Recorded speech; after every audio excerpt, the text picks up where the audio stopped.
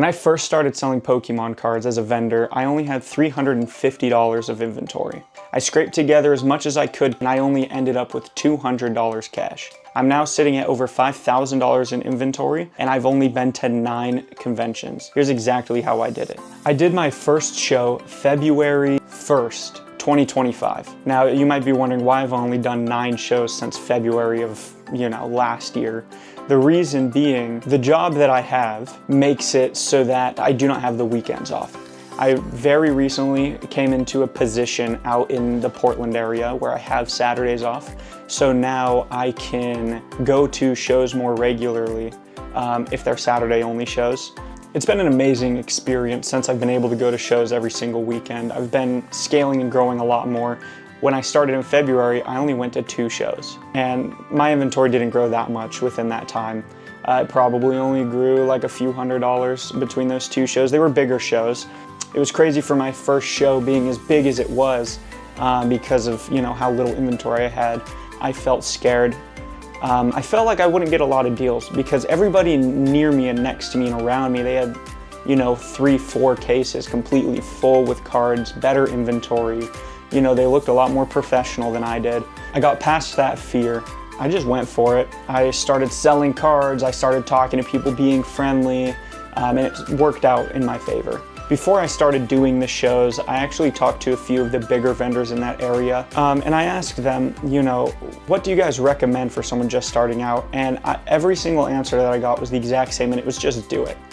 One of my friends said, it doesn't matter how much inventory you have, it doesn't matter how much money you have, you just gotta start, you just gotta get it going. And it's really working out for me. That advice was the best advice that I ever got, so whenever somebody asks me at shows, my advice for just starting out, I say just go for it. What are you gonna lose? $60 to $100 on table cost. You gain that experience that's worth more than that money for the table. One of the big things that helped me in getting started was Facebook deals. At the time, it was really easy to source at like 80% to 83% and sell around that 90% mark. I would say that it was easy to sell at 100%, but on Facebook, I don't know if any of you guys have tried selling on there, you get haggled quite a bit. And it's not really working out for me much anymore on Facebook, so I'm trying to figure out other ways that I can do deals outside of shows, whether it's just expanding my outreach to my local areas or selling on eBay. I just started listing some things on eBay to see if that would work. But we're experimenting,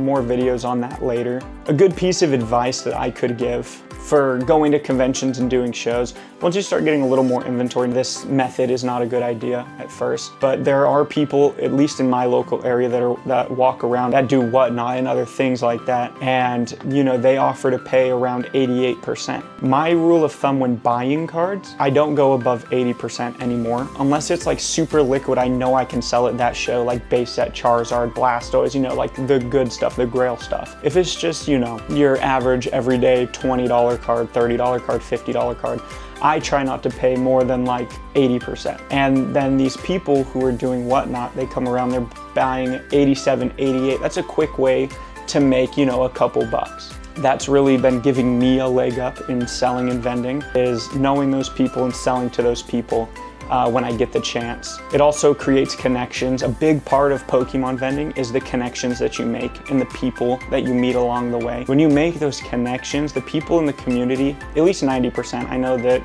not everybody, but at least 90% of the people that you meet, they're gonna be really nice. If you have questions, they'll answer it. I'm a very outgoing person and I talk to everybody that I can. Through that, I've been able to make really great friendships, meet a lot of really great people. And I feel like that's given me a leg up as a vendor. They're able to help me with all the questions that I had first starting out. And I feel like I've really gotten it down now. Another piece of advice that I have would be buy what you believe in. Don't buy what the hype is. Don't spend all your money on like these huge SIRs. Buy what you think will do good. And if that's Black Star promos, focus on Black Star promos.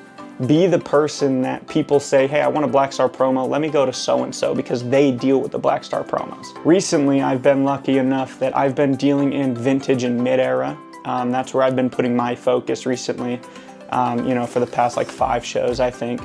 People come up to me and they're like, hey, you're the mid-era guy. Like, what do you have today?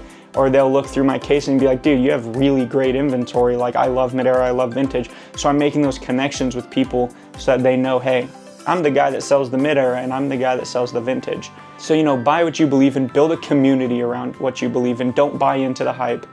Do what you think is best for your business, and you're gonna be much happier that way. One of the things that I like to, you know, say to myself, pay well, sell fast.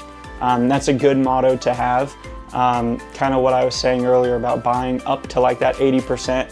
If someone comes by offering like 88%, take it. We are seeing another boom in the Pokemon market, at least where I'm at. I'm sure it's happening everywhere else. I'm seeing it all over TikTok, Instagram again. If you have been thinking about vending, just jump in the deep end. See if you can swim. If you're looking at your binder right now, or your personal collection, you're like, I only have a few $100s, that's where I started. And I'm not claiming to be successful. I'm not claiming to be like this guru who has all the answers, because I'm still learning as I go. The best advice would just be to jump in. And I'm just, you know, giving you guys some tips that I have learned throughout the process and the journey that really worked for me. Another thing is, a lot of vendors will work with you. So one of the things that I ran into early on was when I did my first show ever. Right after the show, I had empty cases. I probably had like 15 cards in there. I went up to one of the vendors and I told them, hey, you know, this is my first show. Can you help me out a little bit? Can I buy some inventory off of you? And they ended up doing it at 85%, which was good at the time because a lot of cards were selling at, you know, 100%. Nobody was really haggling the prices. So again, that just goes back to the greatness of the community. You can make friends pretty easily as long as you try. If you guys have any questions, go ahead and put them in the comments below. Make sure you subscribe. I'm gonna have more videos coming out soon, more content like this where I'm talking through things. Also, I have some plans with sending cards off to different grading companies to see which one's more liquid on eBay primarily. We also have vlogs coming up, like getting ready for shows. I'm not gonna do vendor POVs. I feel like everybody does that. So it's gonna be different types of like vlogs about the shows as I'm doing them. It'll be pretty interesting to see how those do. But make sure that you guys subscribe, like, and comment. I've been Matthew, AKA Evolving Treasures. Have a great day.